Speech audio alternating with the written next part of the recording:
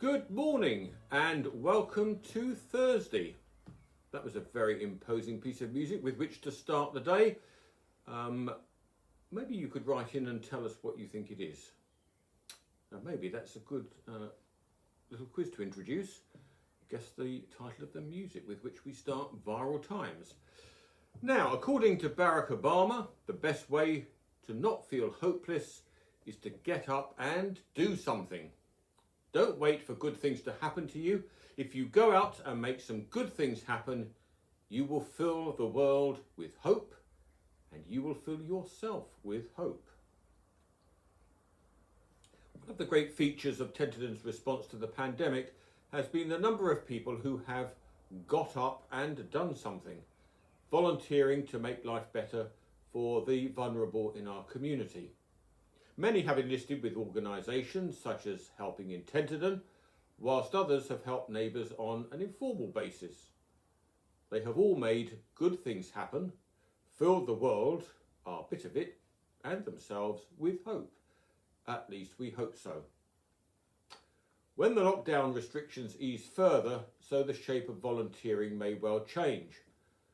As people feel more confident about leaving home and as family members begin to rally round more closely, the demand upon the volunteers' time may diminish. But of course, the need for volunteers will always be with us.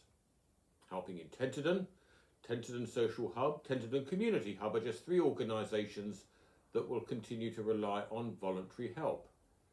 Today, in Viral Times, we include a plea from a fourth, Home Start. If you have the volunteering bug, or want to find out what it feels like, then why not contact the organisations above and speak to someone. So today then we thank God for the volunteering bug, if not for the virus. Enjoy your Thursday. Now, a regular feature over the last few days has been Thy Kingdom Come, and Thy Kingdom Come continues until and including Saturday.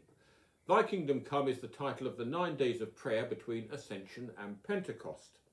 And this year's 9 days, or novena, is a wonderful opportunity to join in prayer with people across the world. On each of the 9 days, our website will contain Thy Kingdom Come versions of prayer during the day and night prayer. And we do encourage you to join us at some point. Now, if you've not used website worship before, then do give it a go. We commend it to you and hope that you will be able to join us for our services. And with your Viral Times today, you should have received the orders of service for our Thy Kingdom Come worship. Now, Doreen Healy's been in touch with the image of a nutty little gadget which accompanies drive-through communion. And Doreen says in her email, "My daughter's church in the United States is introducing drive-through communion using these." And there's a picky, which will have to open your Viral Times to have a look at. Now, think it may never happen here? Well, never say never. Now, we have a little article in Viral Times today from Home Start, which I won't read out now, except to say that Home Start is a charity working with young families, and they do welcome voluntary help. And in the article on the website today and in Viral Times, the email version, you will find a series of links to follow to put you in touch with Home Start. Okay, so what's up next? Music to your ears. The fourth in the series of the Friends of St Mildred's specially commissioned short recitals is now available to watch on the website.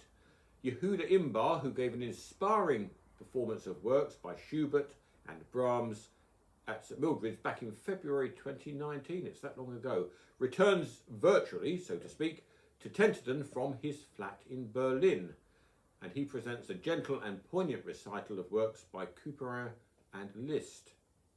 Now, after listening to Yehuda, you may like to get hold of his CD of Schubert's unfinished sonatas, released earlier this year. We're hoping to welcome Yehuda back to Tenterden in due course with the Tel Aviv Wind Quintet. Meanwhile, sit back and enjoy, and in Viral Times today you will discover the link. Meanwhile, Caroline Plaisted, a member of the congregation of St Mildred's and PA to the Friends of Canterbury Cathedral, has been in touch with mixed news. The good news is, says Caroline, that one of our organists, Adrian Bortry, launched a new project for people with dementia and their carers called Friendly Music for Wellbeing. We started, says Caroline, monthly sessions in the hall of St Martin's and St Paul's Church in Canterbury, and we're gaining new people every month. We had just held our March session with about 50 people when, of course, the lockdown began. Thanks to Adrian's talents and enthusiasm, we've been able to create some virtual sessions which have proved very popular. 1,000 people have viewed just one of the sessions already. We would love as many people as possible to enjoy and take respite with the sessions. So, says Caroline, I wonder if you might wish to offer them to people through the Viral Times, and we would, of course, indeed like to do that. So in your Viral Times today, you'll discover the links to follow, but Caroline does follow up with some bad news, which is that things are quite tough at the cathedral, with very little income and costs running at £20,000 a day, and decisions to be made which will affect the livelihood of a number of people who work at the cathedral. So today we're going to include the cathedral community in our prayers and hope that they emerge from this worrying time in good shape. Tune in is the title of the next little item. Matthew Meredith has contacted us to say that he has pre-recorded a radio show for Ashford Hospital radio service under the alias of Matt Williams. It will be aired on Radio Ashford this coming Sunday at 5 o'clock, and we're very pleased to hear this, will end 10 minutes before our Zoom service begins. Alternatively, Viral Times readers can listen to it via the Dropbox link shown in Viral Times today, or by going to the Ashford Hospital Broadcasting Service website. And that website address is also shown in today's Viral Times. Now, good news, the June issue of the magazine will hit the stores, well, at least our church porches, at the end of this week. Copies can be picked up by distributors, and we thank them for what they do. And of course, eager individuals can also help themselves to a copy. So do pop along on Friday, or from Friday onwards, to the porch at St Mildred's and St Michael's and pick up your copy. There's no means of paying for copies at the moment.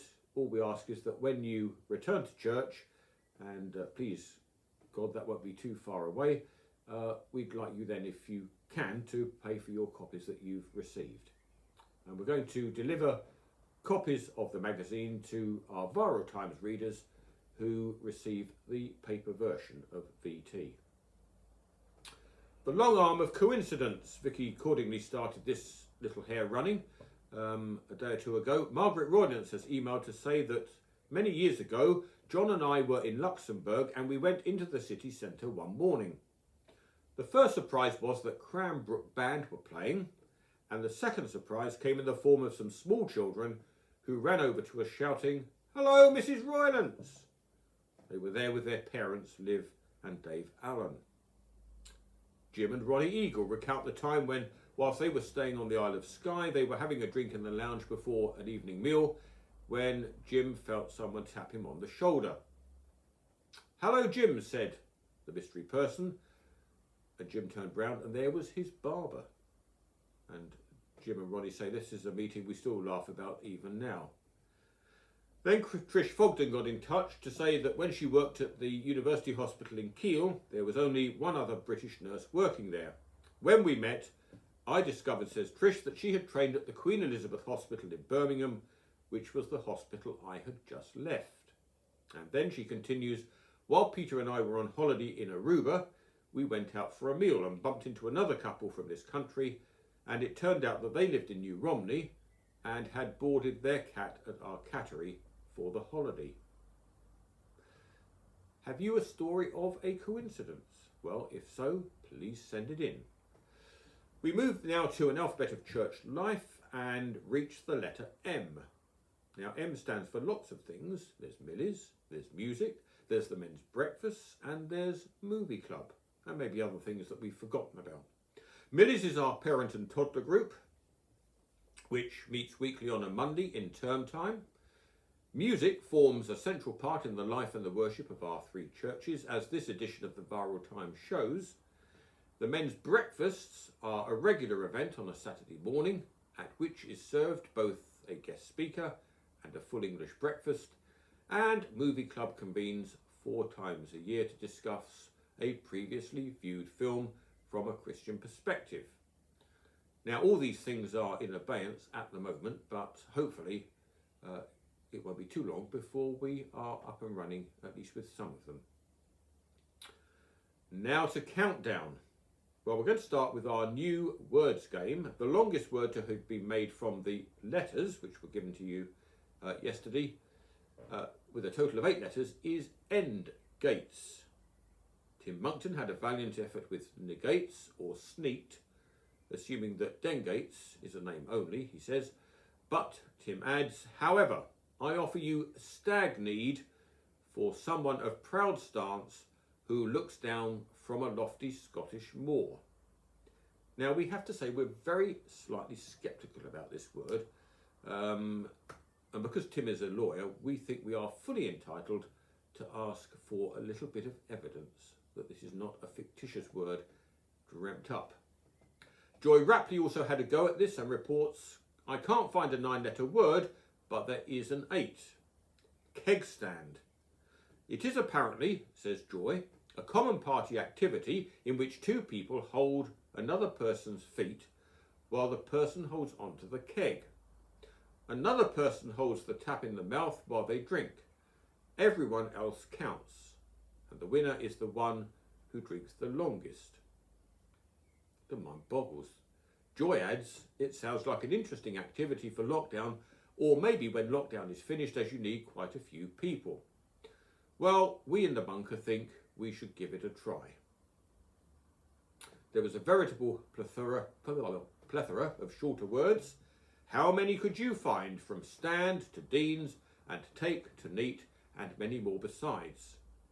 Now, with our countdown numbers game, Neil de Villiers was back on form today, having been caught out by the fiendish one the day before. He worked out that, well, I'm not going to read all of that because it's too complicated, but my hat goes off to Neil for coming up with the solution there. We came up with our own version in the bunker and are pleased now to supply you with today's letters, which are S, C, S, I, D, A, F, D, E. And the numbers are 100, 75, 50, 25, 9 and 8. And the target to hit is 459, 459. Now hold on to your armchair, everybody, because the novella is back. And here is the next turn of the plot. James and Alice returned to the Black Horse with all that remained of the Homewood family history. After a long night, enveloped in meandering tales of the past that offered no insight to the mysteries at hand, James rubbed his eyes wearily and squinted at the rising sun. As he pushed up from the table, one of the journals was nudged over the edge. Instinctively, Alice reached for the book, but only managed to catch the end paper, tearing it from the front cover. As she surveyed the damage, Alice noticed a paper hidden inside the cover and explained, "What's this?" Alice plucked the folded paper from its hiding place and handed it to James. James carefully unfolded the yellowed paper to reveal the words, "Marriage solemnised at St Mildred's Church." This is a marriage record between James Homewood and Edith Alston. Alice replied, That must be from the missing homeward file of the vicar's records. Alston is Violet's surname. After a brief pause, James pondered out loud, why did he hide the records? Who else would have known of the marriage? And I wonder if Jane knows he was previously married. Alice, sensing a breakthrough, well, thank God for that you may say, said, we need to talk to someone who knew Edith Alston. James nodded in agreement. Violet was reticent, but I felt she had more to say. So where do we go from here? Well, tomorrow will tell. Now, here I have a candle and a taper, which can only mean one thing. Today it's birthday celebration day. So we assemble our kit and our banner. And we say, first of all, a very happy birthday to Joe Iggulden, whose big day it is today. Joe, we wish you the very happiest of birthdays. Have a lovely celebration. Now, just a little too late for yesterday's Viral Times video edition, we learned it was Keith Hammond's birthday. Keith, we are very sorry to miss the day itself. We hope you had a good birthday, and though our good wishes are slightly late, they are from the heart nevertheless. So we're going to light the candles. We'll start with the little birthday candle at the front, which is still clinging on. There's still light in it yet. And then these three here. And finally,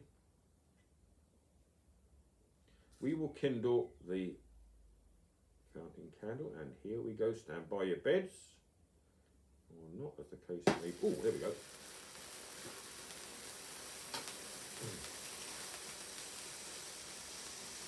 Happy birthday to you. Happy birthday to you. Happy birthday, Joe and Keith. Happy birthday to you. Many happy returns to both Keith and Joe. Looking ahead to our little list of birthdays, it seems that June is full of celebrations. So I think we're going to be using a few more fountain candles over the next few days. Now, lighting candlelight as I do, I'm going to leave those alight. Thought for the day comes next. There's a reading from Luke's Gospel, followed by the normal reflection, and of course our prayers of intercession. So do have a look at that, and they accompany the prayer during the day act of worship on our website. And then as we come to the end of our prayers for today, we then turn to website worship. There's information about that, website worship, and of course YouTube worship. And finally, who to contact. All the usual suspects are there, which I won't repeat now because you know them off by heart. If you do know of anybody that could do with help and assistance, please, please, please do get in touch. So, to end with, please remember, keep safe, keep praying, and keep connected.